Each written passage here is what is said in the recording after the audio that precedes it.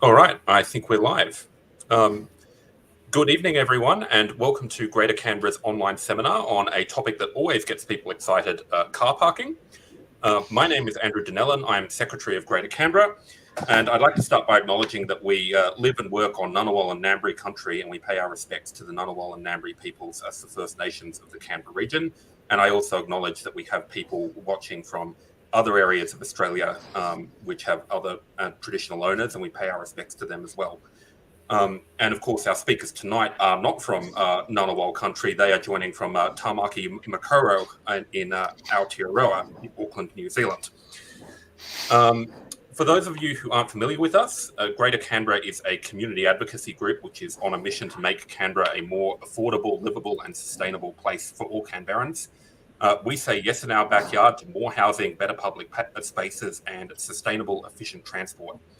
If you want to find out more about us, please check out our website, greatercanberra.org, where you can sign up for membership and sign up for our mailing list to know about future events that we're organising. I'd like to welcome our speakers, Scott Ebbett and Malcolm McCracken. Scott is a principal consultant at MR Cagney, and Malcolm McCracken is a transport planner at MR Cagney. MR Cagney are an independent specialist consultancy who are on a mission to create a world where anyone can thrive without a car, and they are based in Auckland. I'll let Scott and Malcolm introduce themselves in a bit more detail in a moment. We will have an opportunity for audience questions at the end. Please post your questions throughout the talk in the YouTube live chat, which you should be able to find on the right-hand side of your video feed. We'll pick the best questions at the end and we'll get through as many as we have time for. So without further ado, Scott Ebbett and Malcolm McCracken presenting on what has parking reform achieved in New Zealand. Thank you, Andrew, and hello everyone from New Zealand.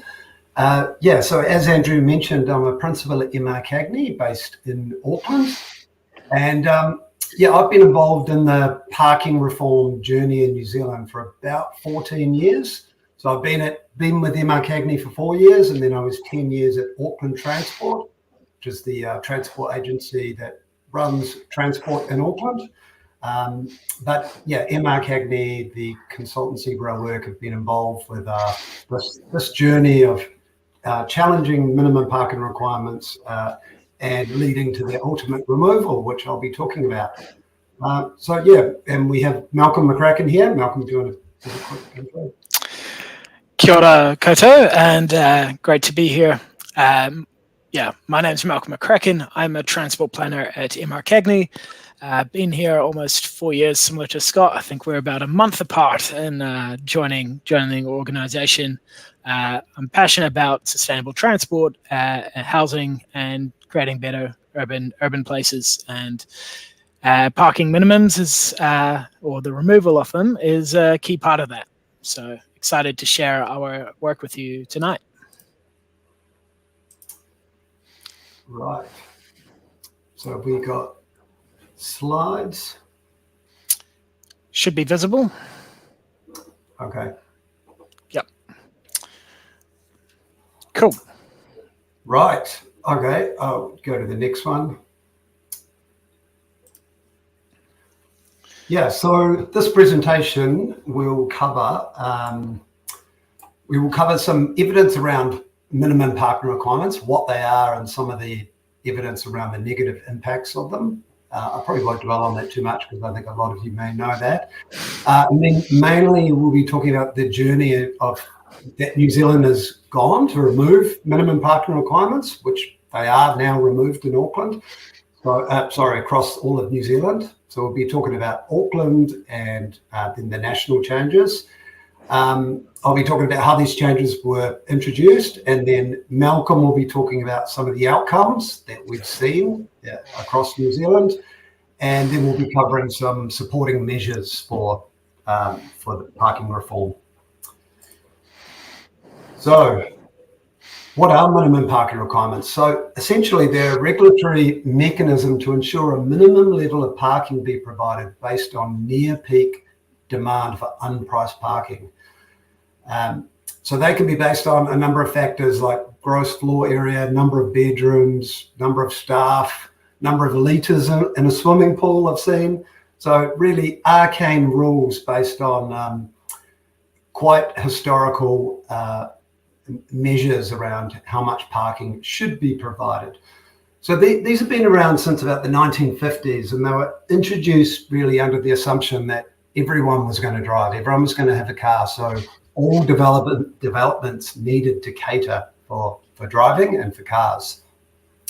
So I spent I'm a planner by trade, and I actually trained over in Australia in Melbourne around about 20 years ago. And I spent the early stage of my career working for a council, Maroondah Council in Melbourne, where I was a statutory planner, and we had planning permit applications come in, planning permit applications, and developers will always be trying to reduce the minimum parking requirements. So I started my career sort of hearing the arguments that we're having around 1 or 2 spaces, and we were quite strict around that, and it would often mean a tree had to be removed or a bedroom had to be removed or some compromise on the development. So yeah, next slide. Yeah, and then next one. So how did things start to change in New Zealand? Well, I moved back to New Zealand in 2010, and I got a job for Auckland Council, it was back then. And I was actually working in the parking management team at Auckland Council, sort of in the transport side of things. And I got invited to this talk by a guy called Donald Shoup, and I expect that a lot of you probably know who Donald Shoup is. He's a professor of urban planning, or was a professor of urban planning at UCLA, and he wrote a book 15 years ago or so called The High Cost of Free Parking. And this really had a massive influence around the world and set the sort of parking reform movement in train. But he came to New Zealand in 2010 and gave a speech and some workshops, and some quite influential people were in attendance, including some councillors and someone who went on to be a transport minister in New Zealand. But he really boiled his message down into 3 key simple recommendations. Remove minimum parking requirements, because he gave a lot of evidence on the negative outcomes. Number 2, wherever possible, charge for parking, remove time limits and charge for public parking. And number 3, return a proportion of the money back to the area where it was generated. So charging for parking is not about revenue generation. So you return that money back, it's about managing demand. So I really spent the next parts of my career trying to do these things. So Donald Shoup, when he talked about minimum parking requirements, he talked about the negative consequences which are listed there. They subsidise cars, increase traffic congestion, pollute the air, encourage sprawl, increase housing costs, degrade urban environment, prevent walkability, damage the economy, and penalise people that can't afford a car. So it's a pretty dire set of consequences. And there's a growing body of evidence for these things that link minimum parking requirements to a lot of these things. And as a consequence, there's a lot of cities and countries and states around the world removing minimum parking requirements, particularly in the US at the moment. The state of California just abolished minimum parking requirements for within a certain distance of public transport across the whole state. So things are changing a lot.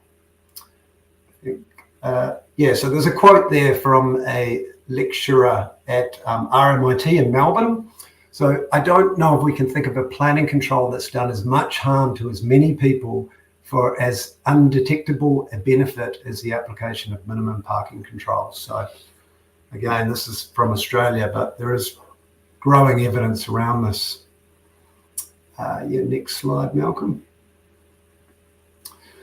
So where did it start in New Zealand? So at the same time as Donald Shoup came to Auckland and gave those talks I was talking about, the Auckland Council went through a massive merger. So Auckland Council was made up of 7 councils in the Auckland region, and they merged to form one council, Auckland Council. So that set a whole range of things happening, but one thing that happened is the planning scheme needed to be rewritten, remade. So there was a huge amount of work and public engagement around this new Auckland planning scheme called the Auckland Unitary Plan. So there was, I think after Shoup's visit, there was a sort of growing recognition of these minimum parking requirements and opposition to them. So what I've got there, bin the mins, that was a Generation Zero campaign to remove minimum parking requirements from this new Auckland planning scheme called the Unitary Plan. So Auckland Council were quite bold. This is back in 2012 or so when this planning scheme was being developed, and they had a starting point of almost no minimum parking requirements at all in the Unitary Plan. But in the public engagement phase, this was met with some pretty fierce backlash from a retail group and a lot of businesses in various areas. I was working at Auckland Transport at the time, and I was involved in these mediations and hearings around certain elements of the Unitary Plan, particularly these minimum parking requirements. And there was a group of retailers, like supermarkets and big box retailers, that formed together to oppose these minimum parking requirements. And I used to go to the mediation sessions, and they were really concerned that they provided parking, and they were concerned if other developments nearby their premises didn't have to provide parking, then some people might park in their car park. So to me, it seemed like not a great argument, and their parking is their matter. They can enforce it how they want. But anyway, they had lawyers and they had planners, and they fought this tooth and nail quite a bit. So the end result was the Auckland Unitary Planning Scheme was watered down. It had some wins and removed minimum parking requirements from high density areas and around town centres across Auckland. So it was definitely some wins there, but it wasn't an outright removal. Next slide, Malcolm. So that planning scheme was passed in around 2015 or 2016. And it actually created a lot of density as well, enabled density around town centres, and in those dense areas removed minimum parking requirements. So this picture there is some of the developments that the Unitary Plan enabled. So this was one residential house site that a developer put up 33 apartments, pretty cool looking building, I think, on a sort of corner site like the Flatiron building in New York. But they had 33 apartments and only one car park, which was a car share operator. So residents could live in there and share a car. It's a short walk to a town centre and a train station. You've got a frequent bus route. You've got cycling routes nearby. And the building has some great bike parking in there too. So pretty cool developments that were enabled.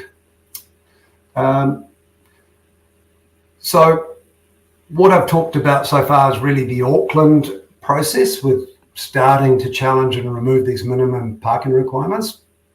But the next stage was really the national level.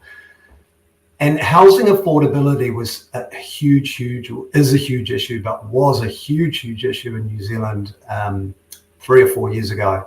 We had some of the most expensive housing in the world. Our house price to income ratio, as you can see on that graph on the left, 8.1, one of the highest in the world. House prices were 8 times more expensive than the average income. And at the start of 2022, 39% of residential properties in New Zealand sold for over $1 million. So, and in Auckland, you almost did not find a property for under $1 million. Our incomes are a lot lower than Australia, so we had a real problem, and it was seen as a real political issue, house pricing. So minimum parking requirements really came into that when the government and researchers started looking into how can we really improve housing affordability for people. Developers in Auckland were saying that like minimum parking requirements were increasing house prices between $70,000 and $200,000. So there was a lot of pressure there. So the government in 2020 released the National Policy Statement in Urban Development. So this was really a groundbreaking sort of piece of move by the government, and the purpose of this this National Policy Statement was really to address the constraints in the planning system and ensure that the planning system can enable growth and support well-functioning urban developments and improve housing affordability. So if you just go to the next slide, Malcolm. So the National Policy Statement required councils to allow for much higher densities within walking catchments of town centres and frequent public transport, and that's up to 6 stories, 6 or even 8 stories in some of these areas. All councils had to do a future development strategy and housing and business development capacity assessments to satisfy what the future demands will be and how housing and business, how the planning rules can accommodate that future development. And associated with this change was this National Policy Statement removed the ability for councils to have minimum parking requirements. And it was quite groundbreaking because they had to do it within 18 months. So it's all done now. It had to be done by February 2022. This document was consulted on with the public, but as I said before, the Auckland changes were really fought tooth and nail by various interest groups.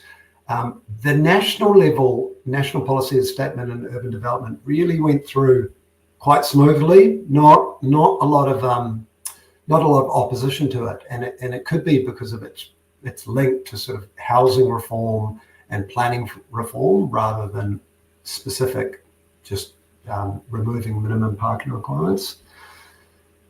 So the government obviously did, before making these changes, did a lot of research around this. So PwC were engaged to do a cost-benefit analysis on the National Policy Statement, and they found that removing minimum parking requirements had a benefit-cost ratio of 8.6. So they found in 5 major urban centres in New Zealand, removing minimum parking requirements would result in indicative benefits of 670 million, benefits of 670 million compared to costs of 78 million. So pretty substantial benefits there. They also found that minimum parking requirements were preventing the efficient allocation of land and depressing land values, and they were creating land use inefficiencies. So this PwC report really gave the evidence base and supported some of these decisions in this National Policy Statement. So really this change is really decoupling housing from parking. So it's removing minimum parking requirements, really making parking a market decision. And so developers can make that market-based decision based on a range of factors like the proximity of their development to town centres or amenities and public transport, the land prices in the area, the type of development. So rather than a minimum parking requirement being a sort of arbitrary fixed requirement that every development has to provide, no matter where they are. So yeah, so that was how the changes came about. I will pass on to Malcolm now, who's going to talk about what these changes, the outcome of some of these changes in different parts of New Zealand. Malcolm. Thanks, Scott. That's a fantastic introduction to the parking minimum removal story here in Aotearoa. So the next section is focused on the outcomes of what we've seen with the removal of minimum parking requirements in a couple of locations here in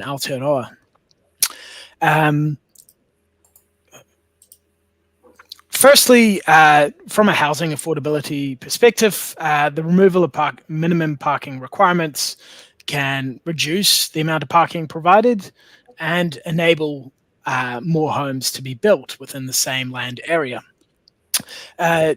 First up, we have a case study from Te Atatu Peninsula in Auckland, and some development that was enabled through the Auckland Unitary Plan, which, as Scott mentioned, was passed in 2016. So this was prior to the nationwide direction to remove parking minimums that came later with the National Policy Statement on Urban Development. Here we have two townhouse developments on the same street with nearly identical sites, like just a couple of square meters in it, and actually just 20 meters apart, one block, one site between them. The one on the left has one car park per unit, and the one on the right has no car parks at all.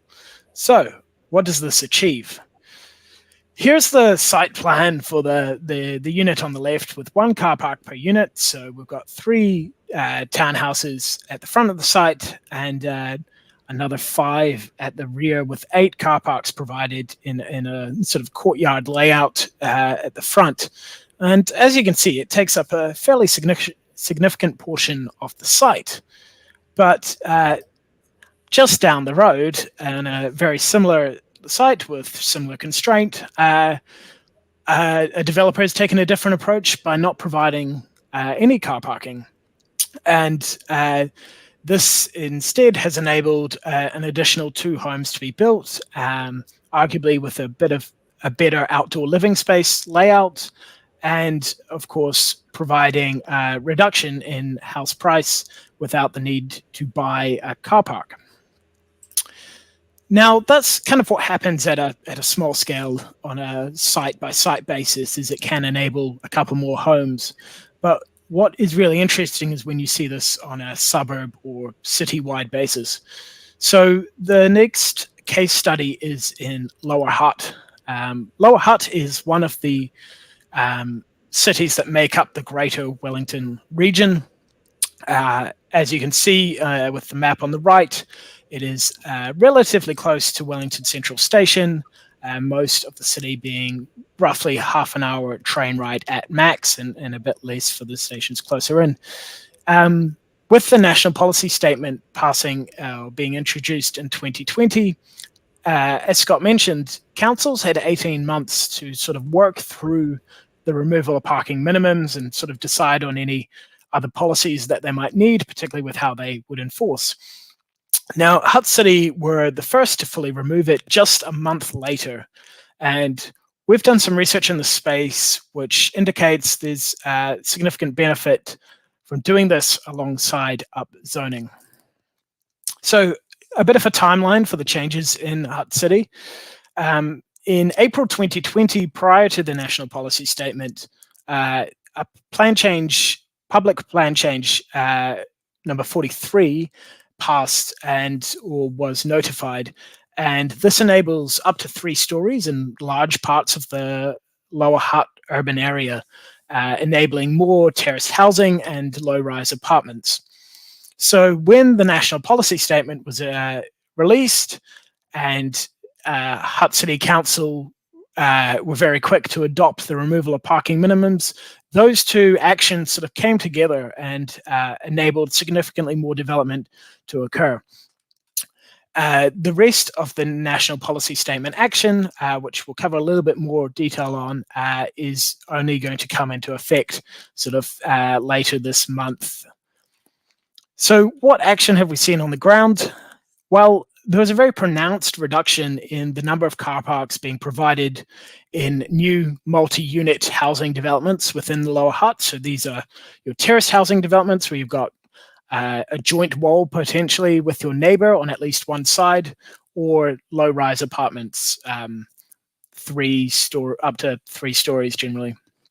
And in 2020, prior to the removal of the parking minimums, the new developments were generally providing 1 car park per unit. They weren't going much above the requirement, probably because of the price, but that requirement was holding it at 1 car park per unit.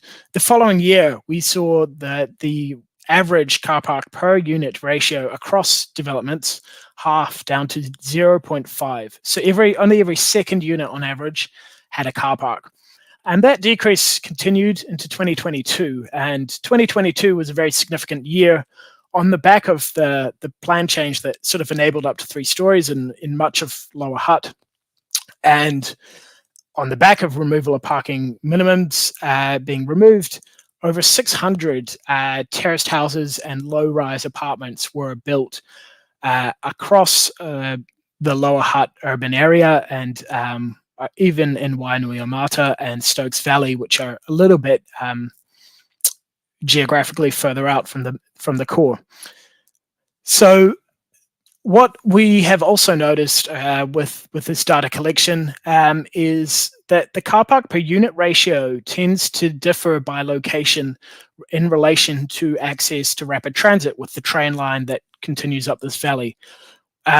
We consider this to be strong indication that the market is working to some aspect, in that people are more likely to buy a unit or want to rent a unit as well if it's close to that really high quality rapid transit service into Wellington as well as other parts of the Hutt that sort of enables the lower car light or car free living. And then further out from that rapid transit line, which provides a good quality service, there tends to be more parking provided, which is just a sign that we tend to see the market kind of respond and people will provide what is required. Just a note on the data behind this. So there is some gaps in the publicly collected data.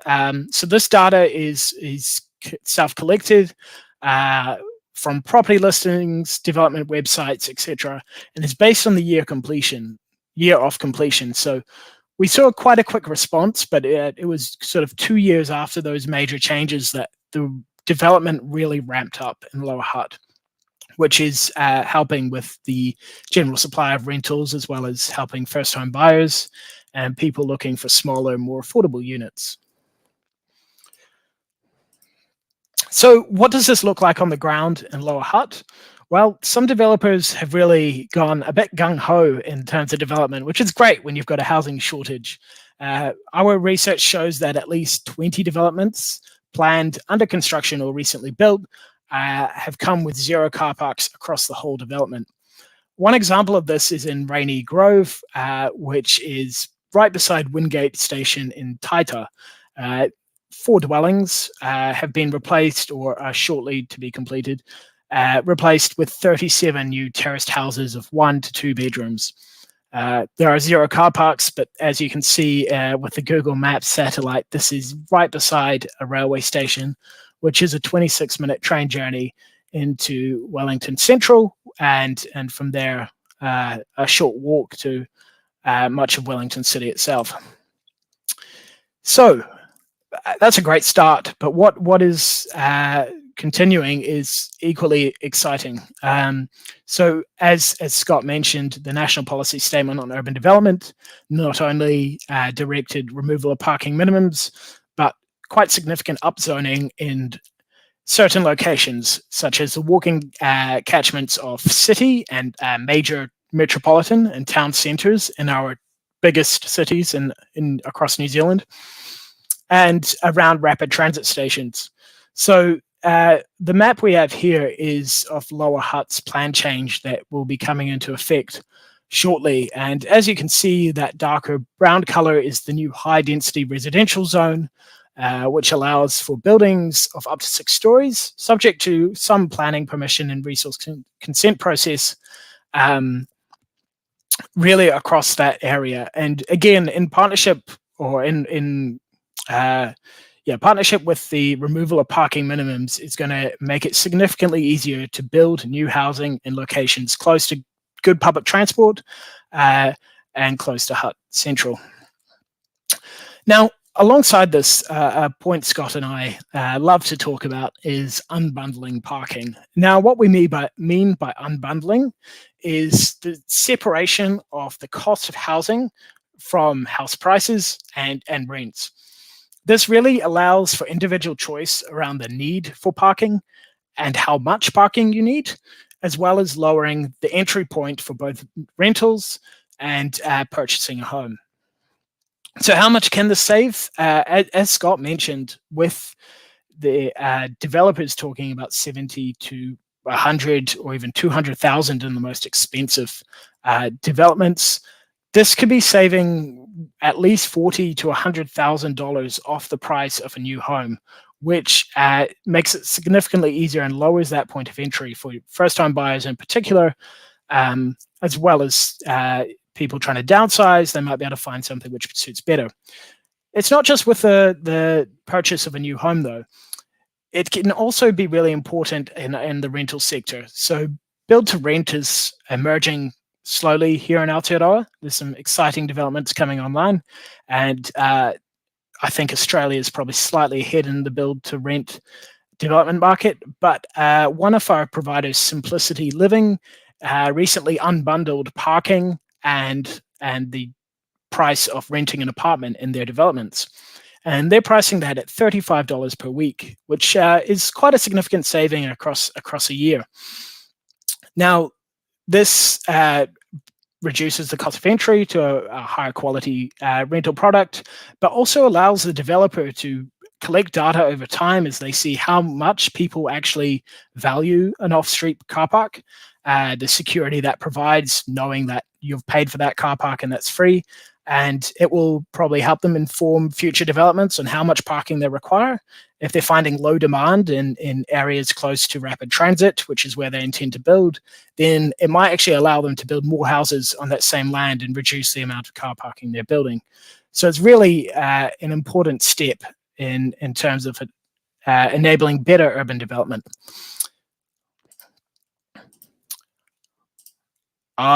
So how does this impact on street parking?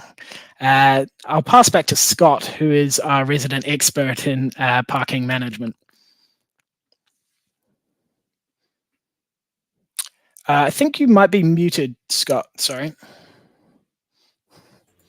Correct. Yeah, so these changes, particularly in Hutt City, as being the first city council in New Zealand to remove minimum parking requirements, they're obviously not, it's not smooth sailing for the council, and there have been pushback by the residents, and this recent media article attests to that. So one of the concerns around removal of minimum parking requirements is that, people still have cars and they just park on the street. And that may be the case in a lot of situations. And there are developments here where there's been complaints about cars parking on the street. So I actually lived in Hutt City in Wellington in the late 90s, so a long, long time ago. And I remember walking around the streets in Hutt City, and they had big wide streets with no cars on them at all. And the streets were built for parking on both sides, and then dual carriageway in between. So now there's a bit more demand on street parking, and some people are getting irate. But really, the costs, like the PwC report that I spoke about before, most of the cost elements of potential costs with removing minimum parking requirements is that there needs to be better public management of street parking and public resources of parking. So that's one element that councils were aware of. And if you go to the next slide, Malcolm. So as part of the supporting measures to help with the removal of minimum parking requirement, actually MR Cagney were engaged by Waka Kotahi, which is the New Zealand Transport Agency, to develop a national parking management guidance to help councils manage the spillover parking. So we developed this document that sets out a sort of best practice public parking management approach to help these councils develop their own parking policies or parking strategies, and really plan for this potential spillover or increase in pressure on public streets. So I think it's not something to be afraid about. It's just something to plan for. And it's happening in Hutt City, and it's happening in Auckland, and it's happening all over New Zealand with the removal of minimums, that there is more pressure on the streets and public parking on the streets. And Auckland Transport has recently developed a new parking strategy, and that sets about being proactive in these areas that are developing and really establishing parking management plans so that developers and future residents can understand how parking will be managed before they do their development or before they move in. So people, have an idea of how parking will be managed, and developers will build the parking that they think they need for their development. I think councils just need to prepare and have the right tools in place to manage demand on the street. So I think so that's about it. So really, in summary, the national policy and statement of urban development that removed minimum parking requirements was really a housing affordability issue, and linking it to that. The national policy statement was all about creating better urban spaces and addressing housing affordability, and linking to all the other outcomes that the government have around climate change and well-functioning urban environments. So the parking requirements was just seen as a part of that. So I think linking it to the overall land use and housing approach was critical for helping that get across the line. So I think that's pretty much the end of our presentation. So I think we've got around 20 minutes for a Q&A, and I think Andrew might be joining again to read out some of the questions that are in the chat. Here he is. Yes, thank you very much to Scott and Malcolm. That was a great presentation, very informative. All right, let's get into some questions. I'll start with this one from Dennis. Any sense of the CO2 implications of removing parking minimums? I'm not sure. I've mentioned a few times about this PwC report, and there's actually a copy of it online. I think if you Google PwC parking report national policy statement, you could probably find a copy of that. I'm sure they probably do link in some of the benefits of removing it, some of the climate change and carbon emission reduction benefits there. If I can add one point, it would be there is emerging research that areas with lower amounts of parking tends to lead to higher use of public transport. So there may be teething problems with on-street parking, but there's also evidence that it supports greater mode shift to public transport, walking, cycling. So I would suspect there's probably little impact from a CO2 perspective. All right. I'm going to ask two questions here because they're quite similar. From Matt, in Canberra, where we have quite high parking minimums, people often think that the parking that's required by these minimums is free. How do we, planners and advocates, help them to see the costs? And from Oliver, were there any key arguments that were particularly convincing for councillors and politicians? Yeah, I think that's one of the problems with minimum parking requirements, that it gives people a number, a figure. It's like, oh, this is the number of parking spaces that should be required, and big developments try and reduce that by 10 or 20, and suddenly that's a shortfall, and that's a perceived number of, the minimum parking requirements, a perceived amount of parking that development should have. Well, a lot of people see that, whereas, as I spoke about earlier, it's not. It's just based on some arbitrary figure from a long time ago. So I think in terms of the costs, there's a lot of evidence out there, growing body of evidence. Like Donald Shoup wrote a book on it, The High Cost of Free Parking. I think some of you have probably heard of that. It's a pretty influential book, and it sort of led to a lot of this parking reform around the world. So, there's a lot of evidence, and there's a lot of, important stuff in that book. There's also another researcher based in Canada called Todd Littman, who's also got a lot of good evidence there around minimum parking requirements and the sort of costs and benefits of removing them. And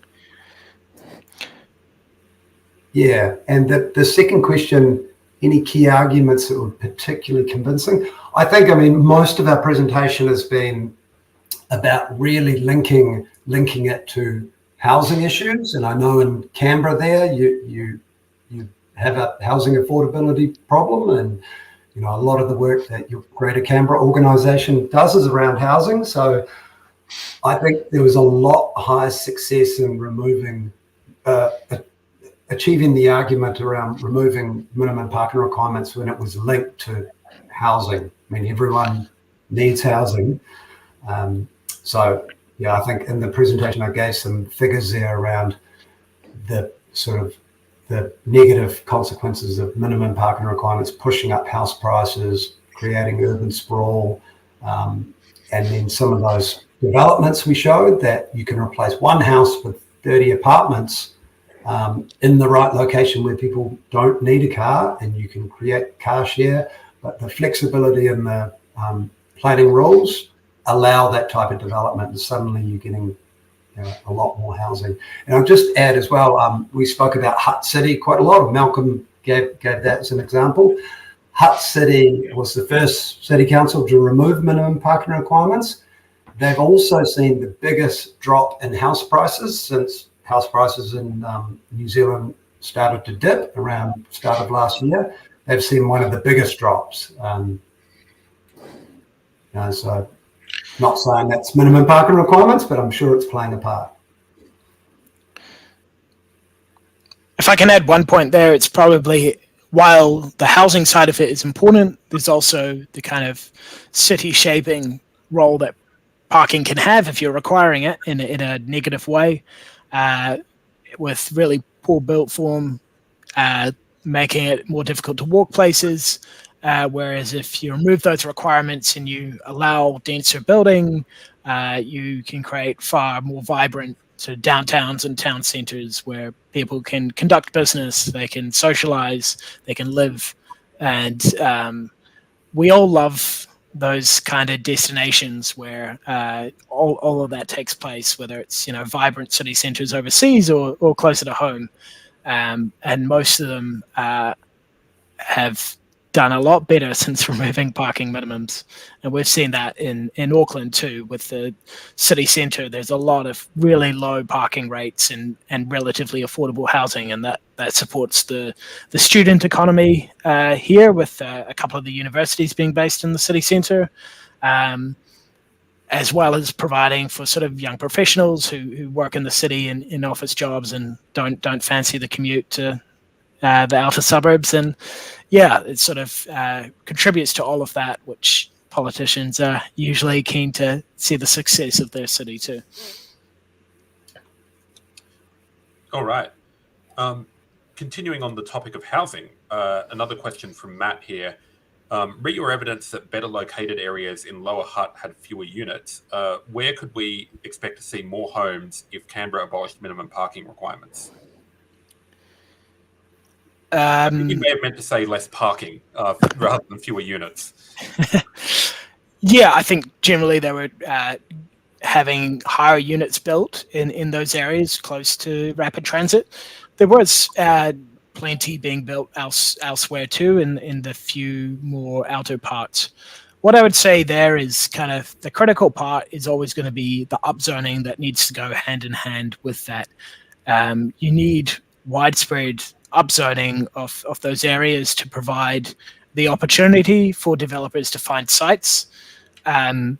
But when you do that around areas with really good public transport access, close to jobs, close to good amenities, where inclusive of public open space, parks, as well as shops and your daily needs, you will see that translate into demand to live there, and they've probably already got the highest house prices, those sorts of suburbs in Canberra, and it would probably lead to developers wanting to build more houses there. So it's really just following the demand, and you can kind of see that often in land prices of urban areas.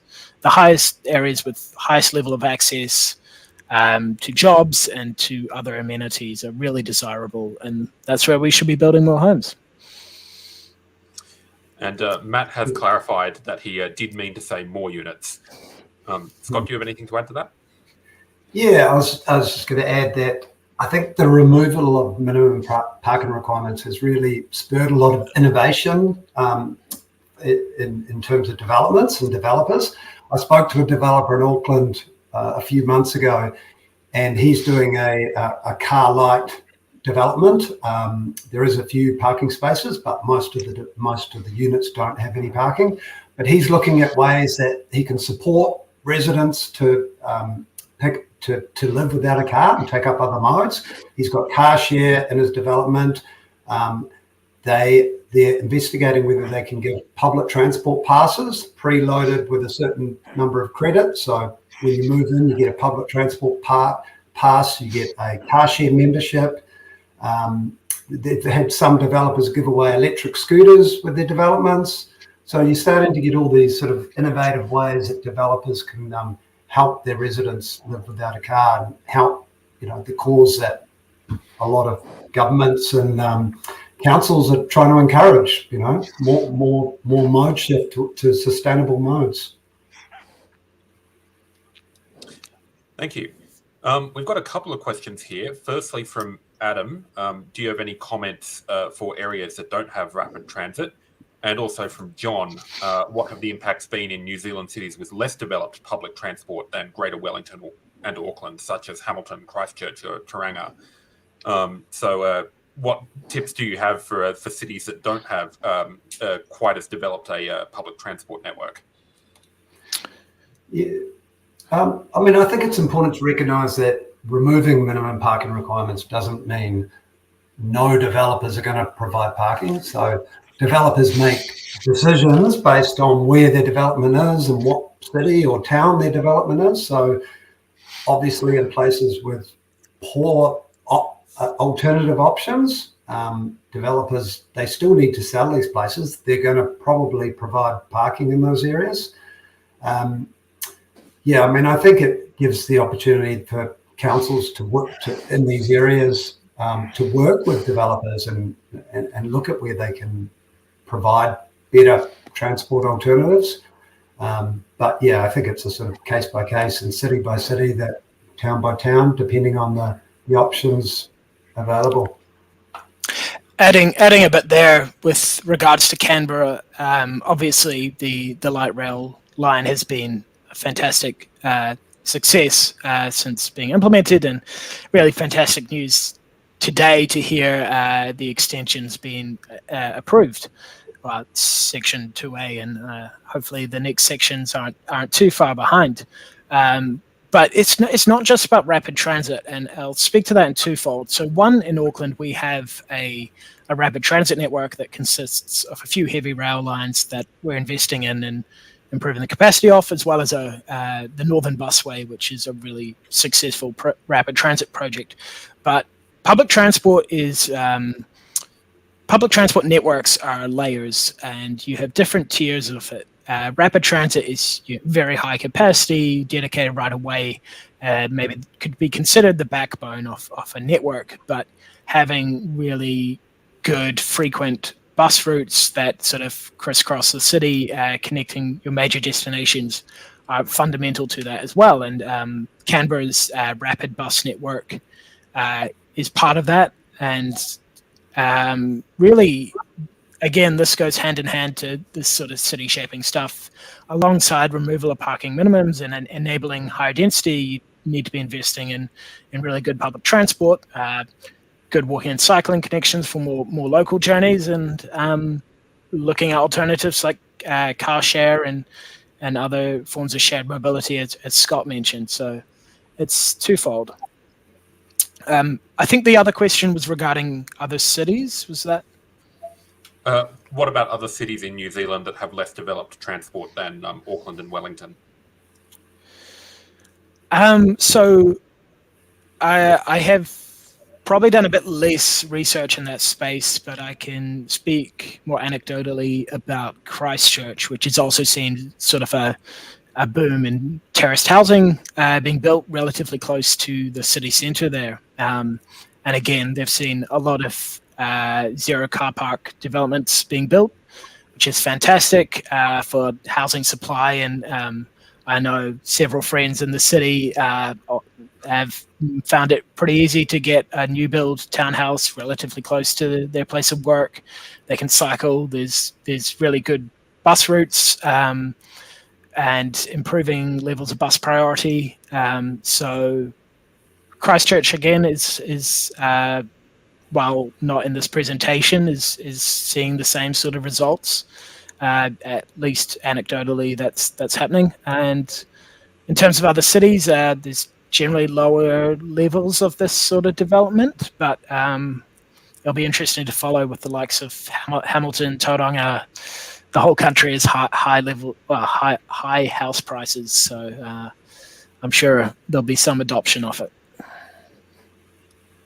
And of course, I would note that, again, abolishing minimum parking requirements doesn't mean that you're getting rid of all parking. Developers can still choose to provide parking, and you would expect that they would be more likely to in cities with worse public transport. Yeah, exactly. It's about giving people the choice in the market, but if it's really difficult to not drive because of the lack of options, and it's difficult to park on street, then people are going to search for places with a car park off street and have that security. So yeah, giving people the choice. And Scott, did you have anything to add to that? No, I think that was covered pretty well. All right. We've got a question here from Wyatt. In addition to abolishing minimum requirements, do you think there's space for imposing a maximum permitted limit around new builds, city centres and shopping centres?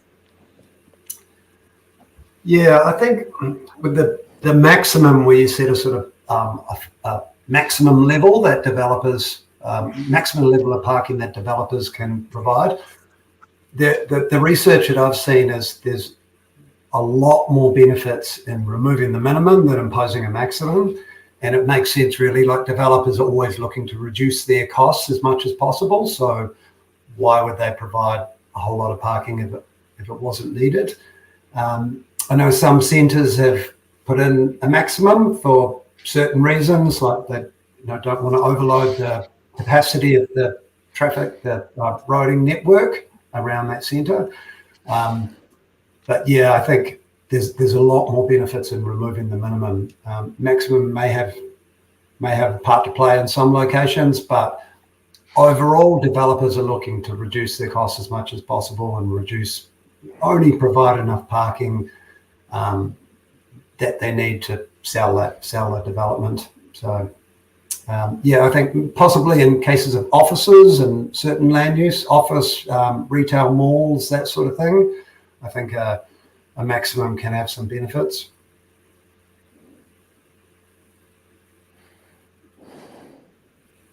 All right. From Oliver, do you see much appetite for progress on the other SHOOP pillars, pricing parking appropriately and returning this money to the local area? Yeah, so when I spoke about SHOOP coming to Auckland and had those 3 messages, so I was working for Auckland Transport and I led the development of a parking strategy in 2014, nearly 10 years ago. So that really set about included sort of policy positions that where parking was in high demand, pricing would be the best management tool to manage that high demand. And we went through a lot of public engagement, a lot of sort of supporting evidence around that being the best way to manage public parking in areas of high demand. And that passed, and as a result of that, there's a lot of centres in Auckland. We proposed priced parking, So I guess that was a successful tool, and that's included in the National Parking Management Guidance document I spoke about before, that councils around the country that are having issues with developments and high pressure on their public streets. Pricing is the best tool to manage that. And where we've applied pricing of public parking and on-street parking, we don't use a time limit. You allow people to, if people want to park all day, even in areas of slightly lower demand, they can do that. But often you encourage turnover through a price rather than a time limit. And it's putting in place that the parking supply, council parking supply, is a resource that should be managed and should return recover costs and return benefits to the city or the residents of the city. The other one was returning some of the money back to the area where it was generated. We tried to do that as part of this parking strategy in 2014, but that part never passed.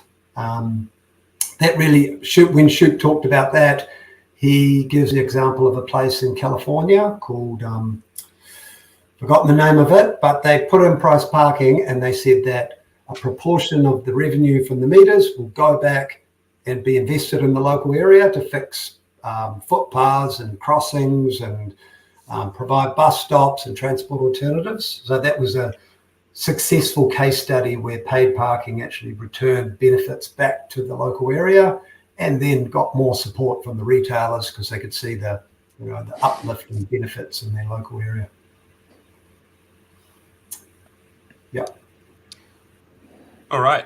We're getting close to the end of the hour, so I'm just going to put up one last question. Again from Matt. How influential do you think the Auckland Council merger was for creating the conditions in terms of bureaucratic and external engagement and so on for parking reform? Well, I think the Auckland Council merger created the opportunity to have the conversation with the public. Like I said, the planning rules were refreshed and this Auckland Unitary Plan was created. So it gave the ability to sort of start afresh, like updating planning schemes, I think you call them in Australia. That doesn't happen very often, and they often have sort of spot changes and developers want to change here and there. But in Auckland, we had the ability to really rethink. Well, they created a sort of spatial plan called the Auckland Plan that was engaged with the public and defined the sort of priorities and vision for Auckland. And then the planning rules came in under that to support that vision and those outcomes. So, yeah, I think it did create the ability to really have that conversation and make some big changes. As you say, it's quite rare for a planning scheme to be updated so radically, but of course that's actually what's going on in Canberra right now with our planning system review and reform project and the new Planning Act that has recently passed. So, of course, this means right now is a great time for those of you who are watching who are keen to see parking reform to make some noise about this because this is really an opportune time for rethinking a lot of aspects of how we do planning in Canberra. I'll send you the Bin the Mins campaign that I mentioned in the presentation. Yes. Yep. Great slogan, I think. This brings us to the end of tonight's seminar. Unfortunately, we couldn't quite get through all the questions, but we hope you found it thought-provoking and inspiring to see what's going on the other side of the Tasman and the way in which cities that are in a lot of ways very much like what we have here in Australia in terms of car dependency and their history and their planning system can actually make some really bold reforms. If you want to talk further about anything that came up tonight, I'm sure that Scott and Malcolm won't mind if you reach out. You can find them both on LinkedIn. You can find Malcolm as at Urbanist from WHK on Twitter for as long as Twitter continues to exist as a viable platform. Anyway, And if you want to find out more about Greater Canberra, head on over to greatercanberra.org, where you can sign up for our mailing list. You can sign up for membership, or you will be able to once I get our membership form fixed. But you'll be able to find out there about the other events we will be organising and the advocacy that we've been doing around various aspects of planning policy in the ACT. The next few months, as I mentioned, we've got a very exciting time ahead of us as we continue advocating for affordability, livability and sustainability, including parking reform in the new territory plan that will be finalised in the not too distant future. We will be publishing this as a permanent recording on our YouTube channel, so please feel free to share that once it's done on your social media, or send it around to anyone who you think might care about making Canberra a better place to live. And lastly, on behalf of the Greater Canberra team, I'd like to say a huge thank you to Scott and Malcolm for taking time out of their busy evenings tonight to speak to an audience in a different country. We've been very, very glad to have you both. And also thank you to everyone who's attended tonight and asked their questions and thought about this issue. Thank you for coming along, and thank you for caring about the role of parking in Canberra's future. So to everyone, have a great evening. Thank you very much. Thank you.